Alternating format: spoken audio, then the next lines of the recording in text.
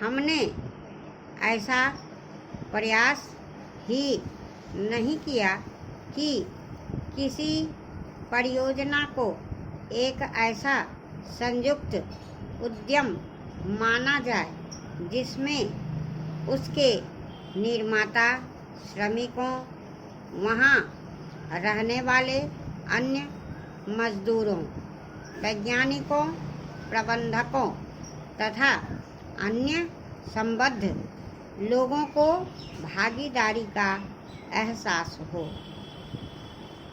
हमने समस्याओं को पुराने कोण से ही देखा है और लोगों को अलग अलग खानों में बांट दिया है।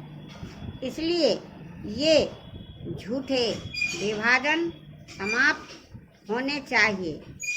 हमारे समाज में ऐसे अनेक विभाजन हैं, शायद वे सभी समाजों में होते हैं, लेकिन हमारे यहाँ वे सामान्य से कुछ ज़्यादा ही हैं।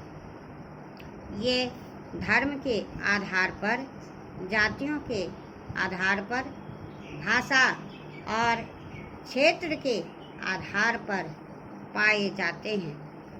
एक व्यक्ति और एक ग्रुप को दूसरों से अलग करने वाली अनेक तरह की दीवारें हैं और इन सब विभाजनों से हमारा राष्ट्र कमज़ोर हुआ है। स्वतंत्रता आंदोलन के दौरान इन विभाजनों का इस्तेमाल हमारी एकता को तोड़ने के लिए किया जाता है। आज भी इन्हें उन लोगों को कमज़ोर बनाने के लिए काम में लाया जाता है जो एक होकर खड़े होना चाहते हैं, जो भिन्न भिन्न जातियों और धर्मों के होते हुए भी एक ही उद्देश्य से प्रेरित हैं। हमें यह सावधानी रखनी होगी कि ऐसे लोगों के समूह को कोई भी कमज़ोर न कर सके। हमें ऐसे ग्रुपों का और विस्तार करने की कोशिश करनी चाहिए जिससे उनके अंतर्गत हमारे और भी अधिक ऐसे लोग आते जाएं जो एक विशेष उद्देश्य को पूरा करने के लिए कृत संकल्प हों, क्योंकि यही देश के हित में है। इसी से देश मजबूत बनेगा, देशवासी मजबूत बनेंगे, जिनके अंतर्गत कोई एक वर्ग ही नहीं है बल्कि सभी वर्गों के लोग हैं।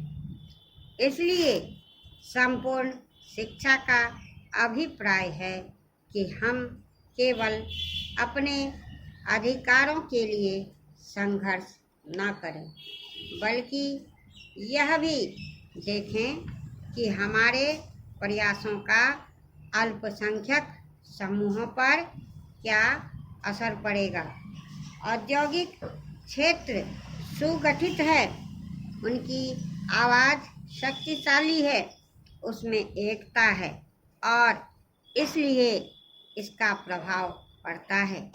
लेकिन हमारे देश में बहुत से ऐसे वर्ग हैं जिनकी ज़रूरतें औरों से कहीं ज़्यादा महत्व की है, परंतु उनमें एकता नहीं है।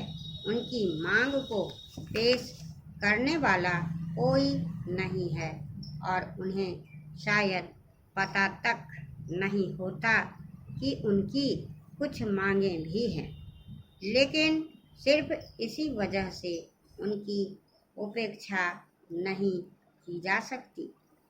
हम यह नहीं कह सकते कि क्योंकि वे अमुक मांगों को नहीं रख रहे हैं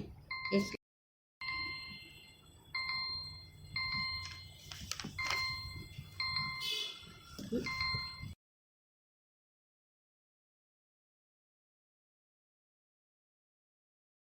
कीजिए रिकॉर्डिंग।